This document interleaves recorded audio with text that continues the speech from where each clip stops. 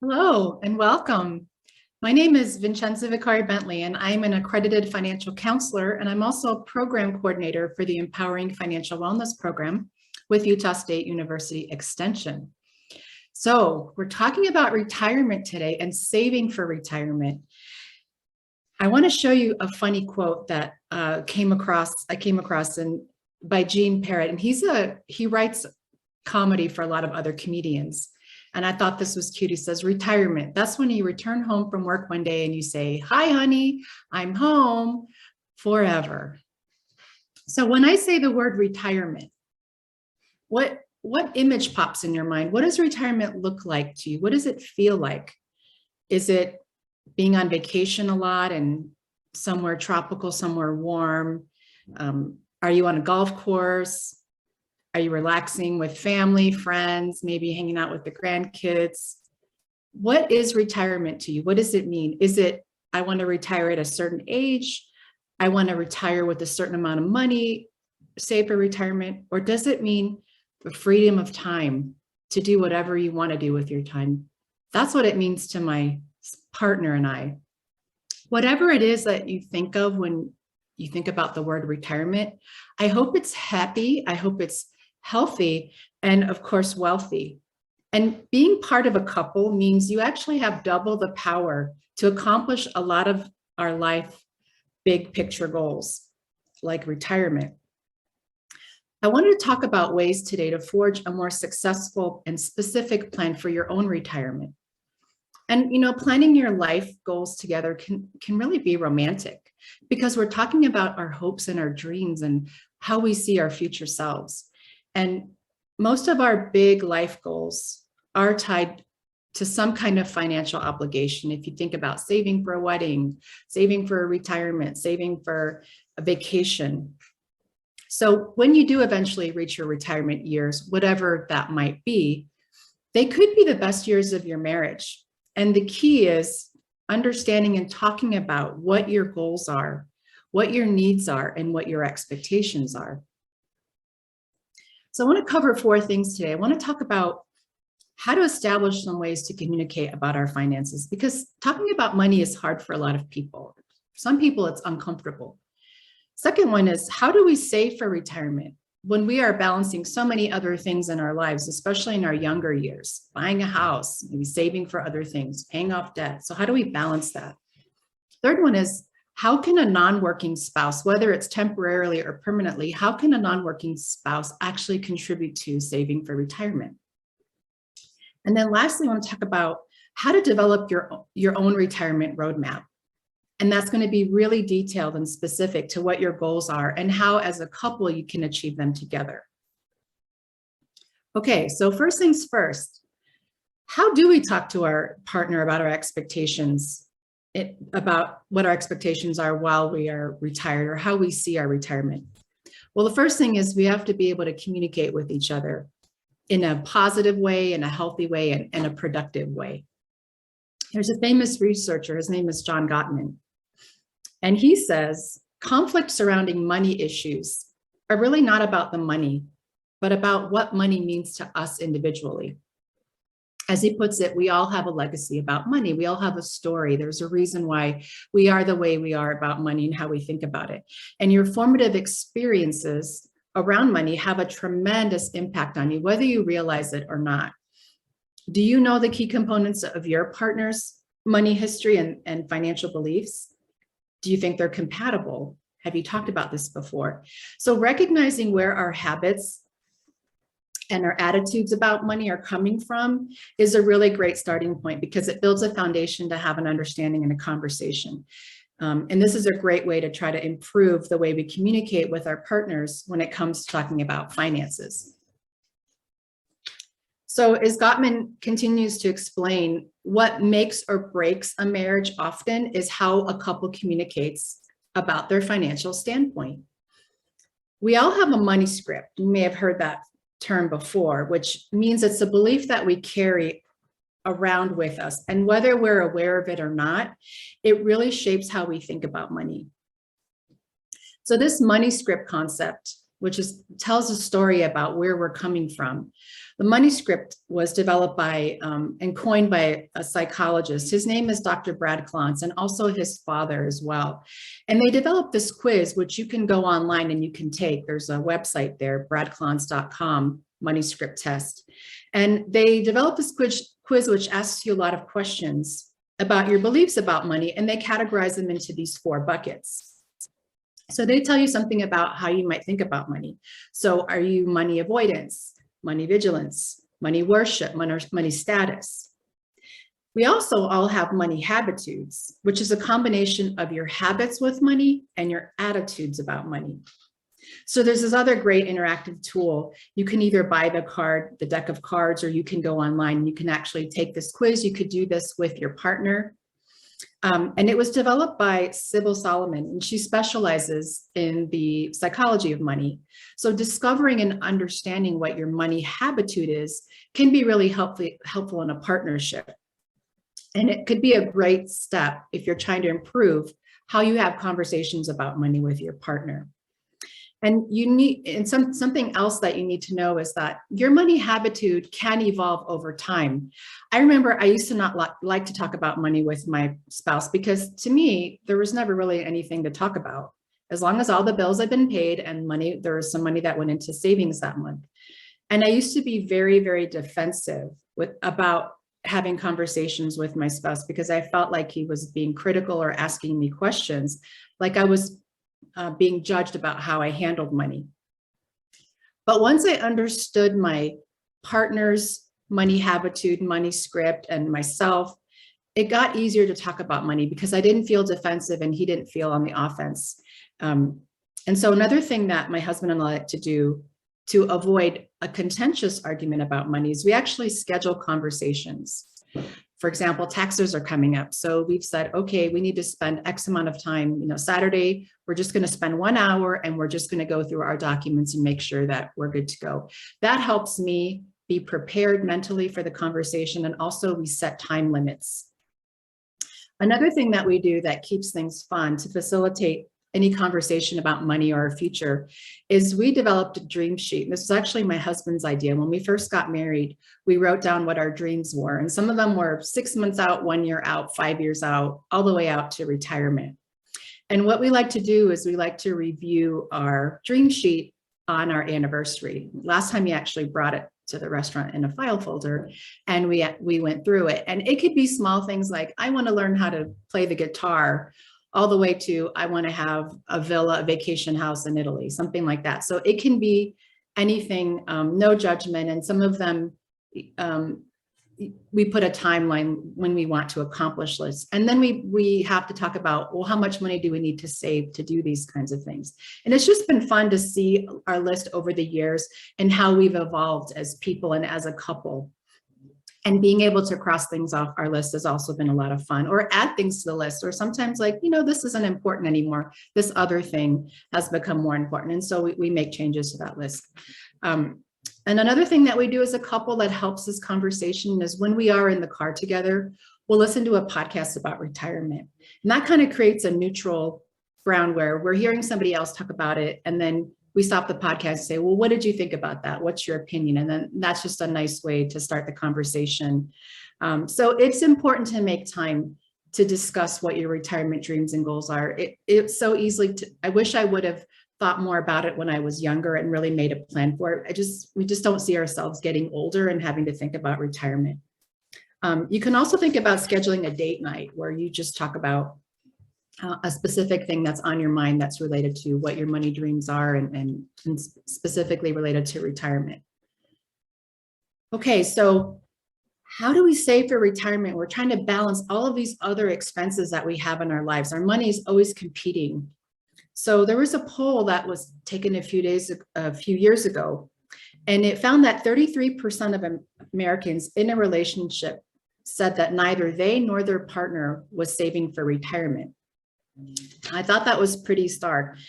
So, and the other thing is when it comes to planning for retirement, an alarming number of otherwise very successful couples, they fail to communicate and successfully strategize together about how they're going to save for retirement.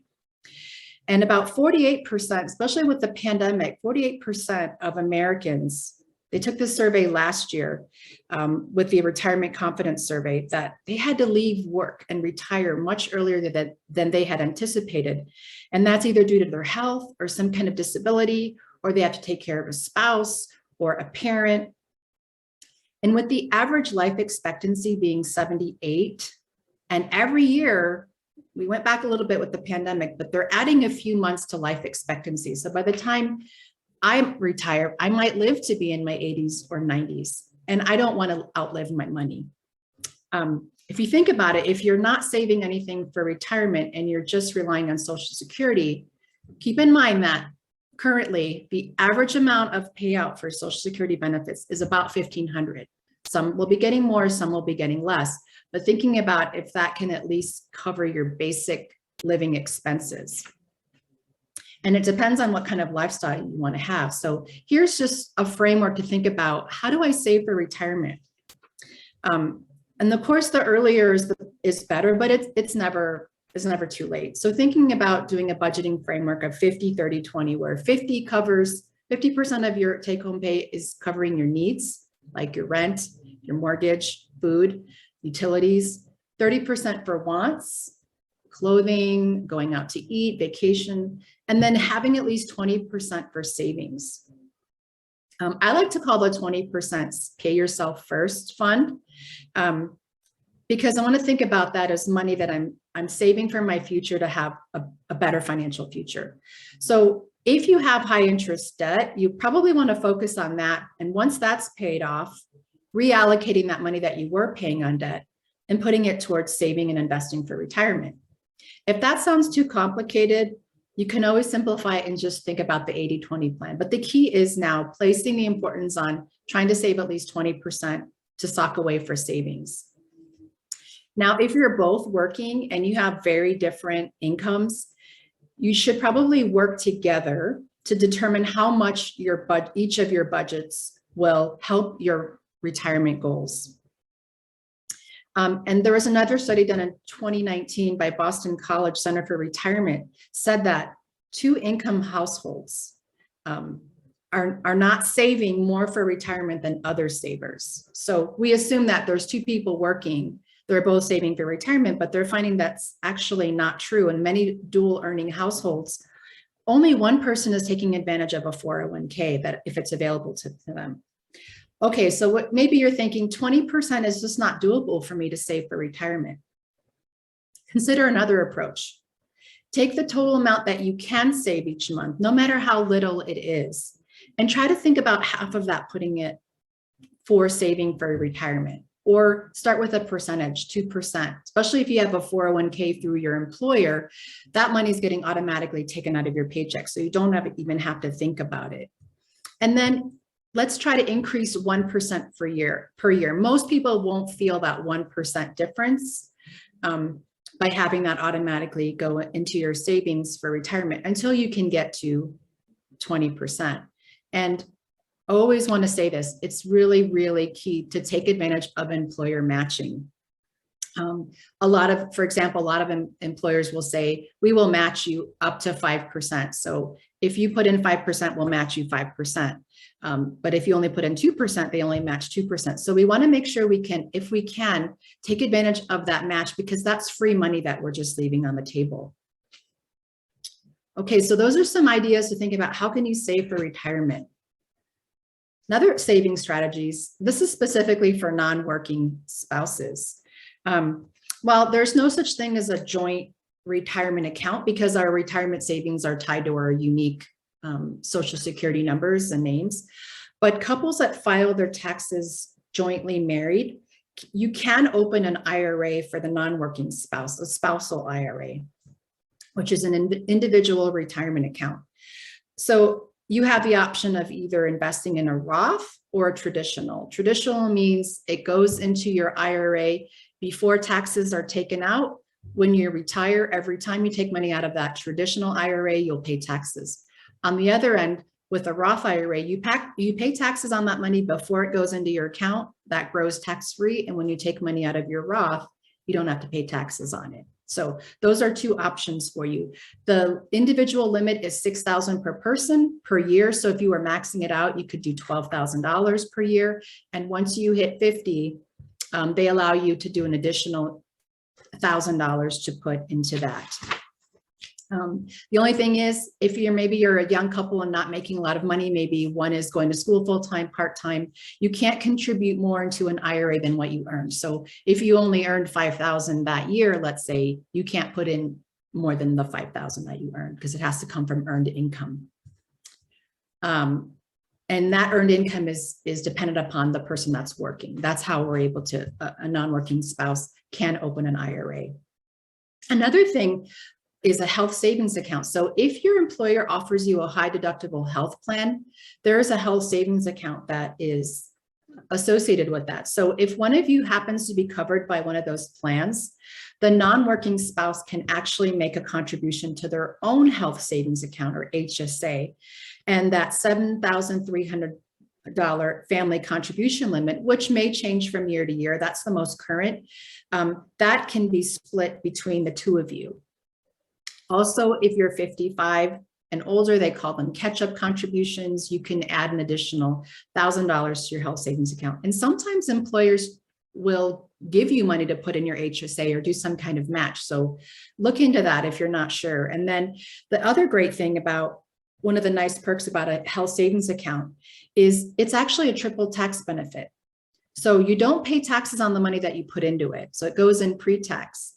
It's going to grow tax-free. And then you can withdraw the money tax-free if it's being used for qualified medical expenses. And you don't have to ever pay taxes on that money. Now, while health savings accounts are designed to pay for medical expenses, once you hit age 65, you can treat it like an IRA. So if the money is not used for medical expenses, you just have to pay taxes on it like you would a traditional IRA. But you're not going to be penalized for not using it to pay medical expenses, because there is a penalty if you use a health savings account for a non-medical expense. When you're under the age of 65, there is a penalty that you would pay on that money. So that's another strategy, a few strategies to think about if you have a non-working spouse. Now, a retirement roadmap. So about half of couples that have been surveyed, according to Employee Benefit Research Institute, said that they figured out their specific plan. So how do you make this retirement roadmap to get, just like anywhere, your destination? How do you get there? So the first thing to think about is, what are your goals and how much money you're going to need? For example, one of the great things to start out with is making a budget. Like, how much money will I need in retirement? Are you going to have rent? Are you going to have mortgage? Is one of you going to still work part-time? And so one way to start that is, if you've decided where you're going to retire, or if you're just going to stay put where you are, if you don't know, look up the cost of living of where your desired retirement location is, and try to anticipate your monthly spending. And you want to take into consideration all of your sources of income. If you'll both have Social Security, does somebody have a pension? Does somebody have an IRA? Does somebody have a 401k? And so making sure you take into consideration all of your sources of income. Now, there is a rule of thumb, and the most common one is the average person will need approximately 80% of their pre-retirement income to sustain the same lifestyle. Most people, when they retire, they don't want to have to, penny pinch and not be able to have any freedom. You work so hard your whole life, you want to be able to enjoy your retirement. But say, what is your lifestyle going to be? Do you plan to travel a lot? You might want to aim for more, maybe 90, and some financial experts even say 100% of what you were making prior to your retirement. There's no really perfect number of what you'll need to save, because it does depend on your lifestyle and what expenses you'll have. Healthcare can be a considerable expense that we have to take into consideration. But at least having a baseline of what you need to have when you're retired. And there are a lot of great retirement calculators out there that you can Google, and that they'll ask you a lot of questions. What's your age? At what age do you plan to retire? How much do you have saved so far? And it'll give you a rough guideline of how much you need to be saving now to achieve that goal. All right, so just kind of some parting thoughts. Start early. If any of you 20-year-olds are listening, the earlier you start, the less you actually have to save because of the power of compound interest. But don't be discouraged if you're older. I didn't save enough when I was younger, and I've just had to strategize. But it's never, what I'm trying to say, it's never too late to start. Try to increase your contributions, even if it's just a little bit, 1%, to try to get to that aim for that 20%. Pay yourself first, making sure we save for our future self. Automating savings. It's easy to do when you have a 401k because that's automatically taken out of your paycheck. But when you're putting into an IRA, the onus is on you to make sure you make that contribution. So make that automatic. It's one less barrier for you to save. And diligently work on your financial goals together, especially if you need to eliminate debt so you can eventually put more money towards savings, because together is definitely better. So talking about money in relationships, we know is not always easy. I hope I've given you some strategies and some things that you want to think about how important it is, because it is one of the single most important investments that you can make into your relationship, is really to address the topic of money. And I hope that this presentation gave you some encouragement. It's never too late, and some strategies to help plan for your own retirement with your partner and see how your retirement dreams can turn into an actual plan. Thanks for listening. If you'd like to get more information about other personal finance, we have a lot of great webinars weekly, and you can find our schedule at finance.usu.edu/EFW, Empowering Financial Wellness. Thanks for being here.